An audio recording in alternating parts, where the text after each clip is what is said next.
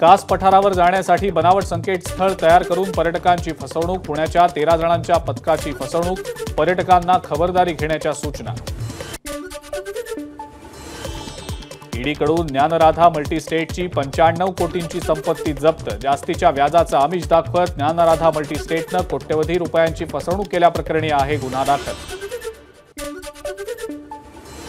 नांदेडच्या हिमायतनगरमध्ये एकाच दिवशी 3 ते 4 दुकानं चोरट्यांनी फोडली।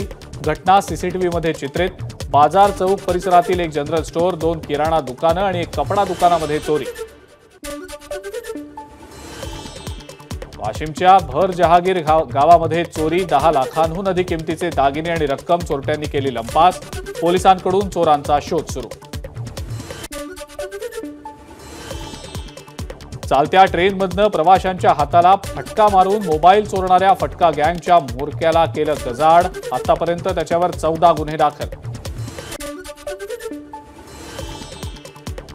मद्यधुंद अवस्थेतील पोलीस कर्मचाऱ्यानं विजेच्या खांबाला कार धडकवली।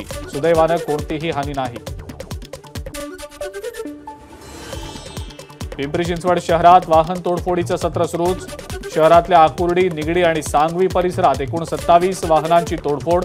2 अल्पवयीन मुलांना पोलिसांनी घेतलं ताब्यात। नालासोपाऱ्यात अल्पवयीन मुलीच्या असहाय्यतेचा फायदा घेत बलात्कार करणाऱ्या डॉक्टरला पोलिसांनी ठोकल्या बेड्या।